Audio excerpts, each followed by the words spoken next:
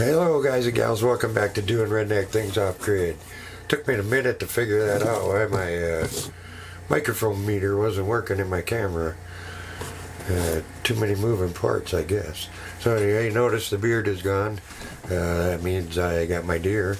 Leanne's beard is gone too, because she shaved her beard off too.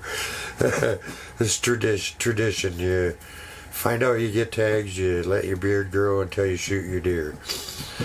And I got my deer on, I believe it was the 12th, something like that. Yeah, it was on a Saturday, so took us. It was the first buck we found, and I wasn't gonna shoot the first deer, but things happen. Picture this: we got 3 Harp people in the cab of a Dodge Diesel that are hard of hearing. Oh my God, it's just hilarious. I'm hard of hearing, Leanne's hard of hearing, Ken's almost deaf, and oh my God, it was just quite the adventure in itself there. So anyway, welcome back. I'm 5 weeks behind. My last episode was 119th on the 119 on the 1st of October. So what I'm going to do today is I'm going to do 2 episodes, and I'll probably do 2 episodes next week and 2 episodes the following week, and then I'll be caught up on I Have Questions. So today you're going to get episode 120 and 121.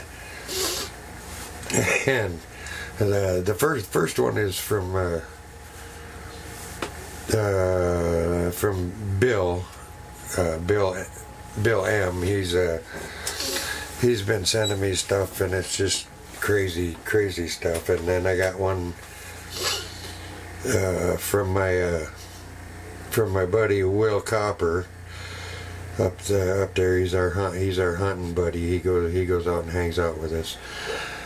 So what am I? I'm 2 minutes into this, so we better get going. So Bill M sent the first 3 are his. Well, actually the first 6. First 3 are Southern words that he come up with, and I thought they were just humory. And number 1 is true Southern words, once and twice. Southern words, once and twice. Southern words, good one. And number 2 is y'all pee, meaning did you go to the restroom in Northern language or the other English. And number 3 is jeet, which actually means did y'all eat yet? So the next 3 are to do with the economy.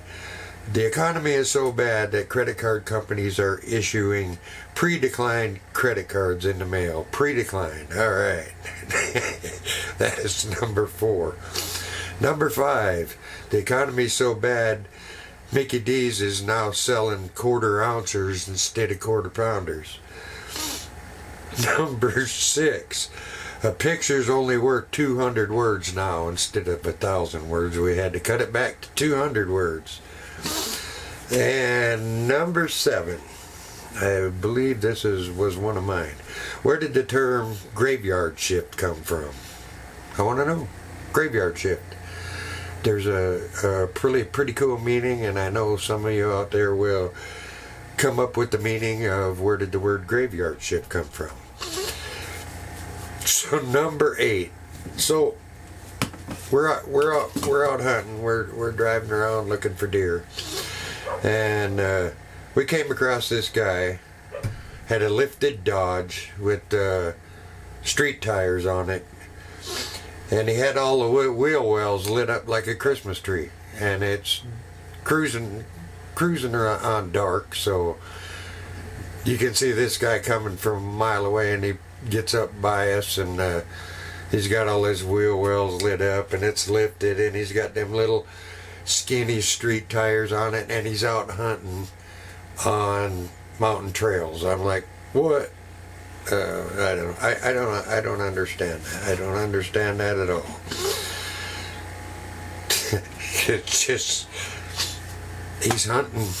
Guess he wants a deer to know he's there. Really? I just don't get it. Number 9 is from my buddy Will Copper up there in Elko, where we's up hunting. And he wants to know, why do you drive on a parkway and park on a driveway? Good question. That is a good question. Good question, Will. Oh, Will, I'd like to thank you for all the help you did with trying to put us on the elk. Them elk were super elusive up there.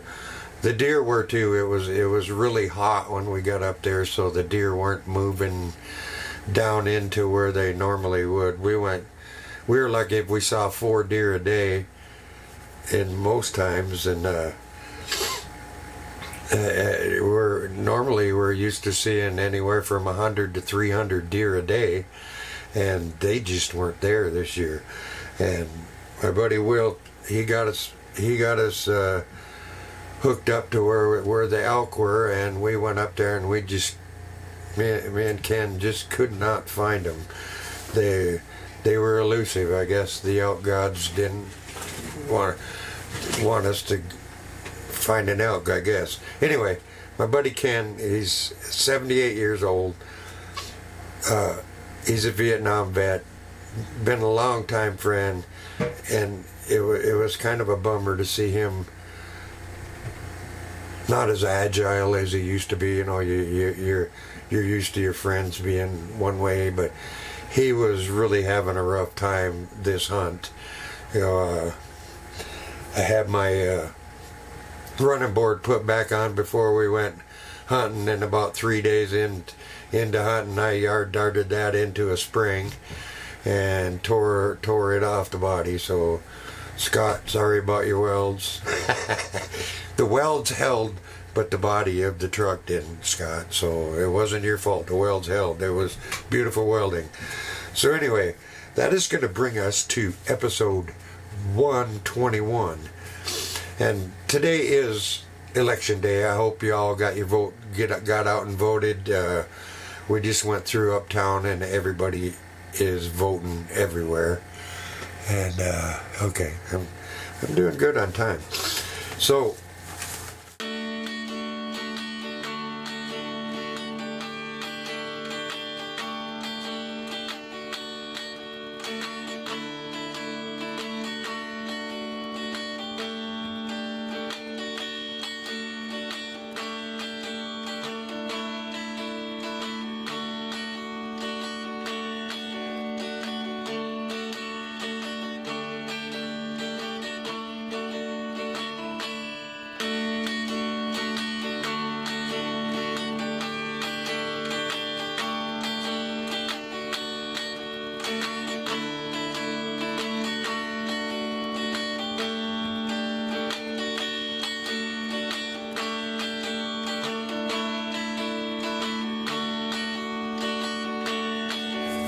episode 121. First one is from Kevin420. He wants to know, what is the glue that they use on toilet paper to glue the paper to the roll, and is that safe for your butt? That's a good question. Good question. So the next 5 are from Bill M. He's out in Florida. He's a Air Force friend. And he number 2 on episode 121 is, if politicians armed Ukraine because they are our allies, what's the implication when they disarm their own citizens? I want to know. We're going to give money to arm Ukraine, but in the same aspect they're trying to disarm their own citizens. I want to know, what kind of crap is that? That's a good one, Bill. Thank you. And number 3, did you hear about all the countries that are sending money here to help us with the hurricane damages? Me neither. How true is that? Yeah, where's the foreign aid to help our country with hurricane damages? We send money to them, but do they return the favor? No. Okay, number 4. This is kind of a marriage thing. So the ex is talking to Bill is talking to his ex. He says, I still think about the day we first met. And Bill says, yes, I do too. I should have stayed home.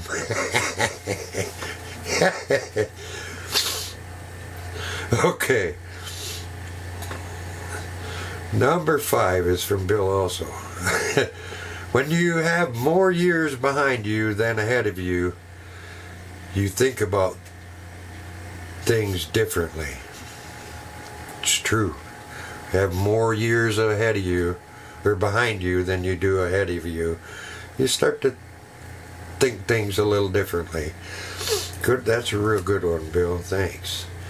Okay, now number 6 is from Bill also, and this is marriage advice.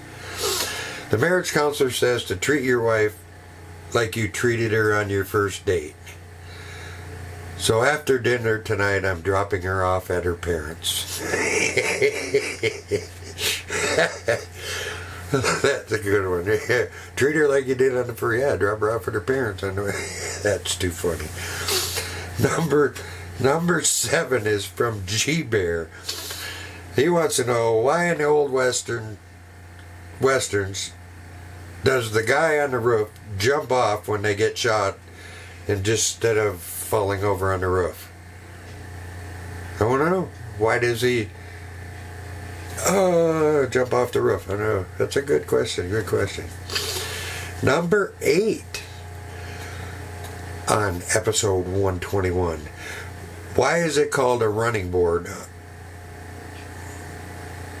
on your truck or car when it's actually just a stepping board? If it was a running board, it would be running alongside, have its own wheels and running alongside the truck. I don't know. That's a good one. And finally, number 9 for episode 121. Why are popped corn all colonels and not captains, sergeants, or privates? That is from G-Bear. I want to know, why are popped corn all called colonels and not captains, sergeants, or privates? It's a good question. So anyway, that is episode 120 and 121. And that is going to get me closer to getting caught up.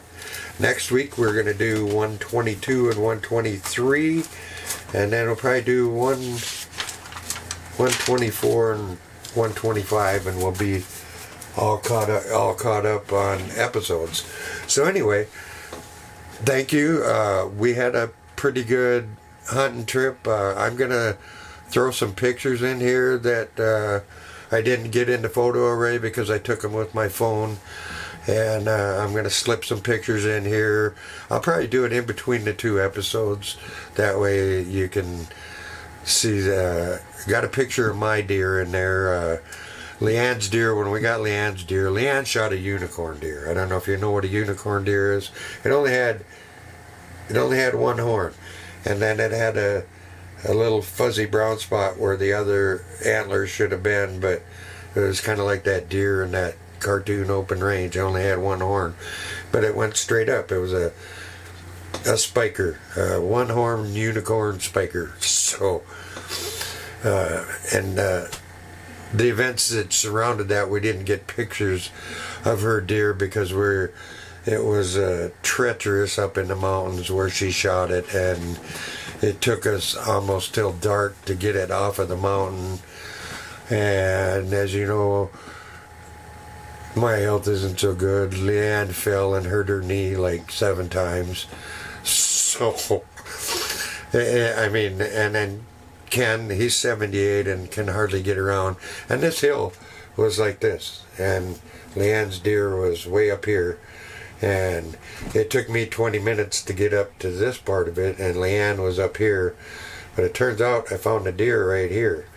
So it had gotten up and rolled down to where I was, and Leanne was looking up on top. But I got my truck up as high as I could, and we got it. It's like the Three Stooges, I guess, pretty much is out there, you know, man. Oh my God, it was an event. It was an adventure, but we eventually got our deer to the truck, and we got off the mountain back down onto the Forest Service Road, and we're all huffing and puffing because we're at like 7,800 feet where Leanne's deer was, so the air's real thin. It was rather comical. It is now. At the time, it was like, holy cow! Why did you shoot that deer so far up that hill? So. Oh, and my truck. I'll tell you about my truck. We're going down the curvy road in the mountain with the RV. Leanne was driving. And you know them falling rock signs that they say, beware, you know, falling rocks? Well, we hit one. And it messed up some of the under stuff. It poked a hole in our fuel tank. So, and we're probably 10 or 11 miles from camp, where we're going to camp. So we get all freed up and get back on the road, and the fuel tank's leaking. So Leanne was a little shooken up, so I jumped in the truck, and away we went. And in that 10 or 11 miles, we lost 32 gallons of fuel on the road. And barely got to camp, got the truck unhooked to set up the RV. And my wife is amazing, people. She is the redneckiest engineer I have ever dealt with. She even comes up with ideas that I don't think of. So she patches the tank. She wound up putting both. It looked like there was two rivets that the boulder had tore off, because the holes were perfectly round, so it wasn't a tear or nothing like that. It just, like, they popped these rivets off and the fuel just started coming out. Well, she got shoved bolts in them, put plumber's taper on the bolts to keep it leaking. Then we had some glue, but it was a two-part epoxy resin stuff, so we had to mix it. I mixed it up for her, and she put it on over the screws, and got it to stop leaking. So we had to let that set for 24 hours. So we're stuck in camp for 24 hours. So we just watch movies and TV and all that stuff. And then the next day there was still a small leak, so she goobered up some more of that epoxy stuff and patched the hole a little bit more. And then we had to let that sit another 24 hours, so that's 48 hours of hunting that we lost. We got so that set. Fortunately, I had the back fuel tank was full, so we had plenty of fuel. But we had to get to town to get a proper repair kit. So we the next morning we got up, no leaks. We transferred 5 or 6 gallons of fuel. This 69 miles from camp to Elko, Nevada, where the Home Depot was, to get the gas tank, the fuel tank repair kit that we wanted to get. So we got that. We made it all the way to Elko. Pulled in the parking lot at Elko, as we were towing the RV too. So because we were moving camp from Wild Horse Reservoir to South Fork Reservoir, which is like 16 miles south of Elko. And so we got in there. We got 2 packages of the special 2-part, it's like Play-Doh. You rub it together and it changes color and it dries like concrete. So we headed out, got to our new camp, set up the RV. The next morning it was warm, so Leanne crawled under there and she mixed up that putty, and within 45 minutes, fuel tank problem solved. So I love my wife. She is amazing. She is Dr. Leanne, I call her. She's a way better mechanic than I am, so I'm, come to pulling motors and stuff. I can pull the motor, put a new one, hook everything back up, and make it run. But Leanne she's like Dr. Fix It, Leanne. She's amazing. So anyway, that is going to do it for this week's episode of Get Out and Vote. Support your troops. It's the last day of voting. Get out there and let's vote the goobers gone. God bless everybody, and I will see you next week with 2 more episodes of I Have Questions. Oh, hey, look, we're earthquake,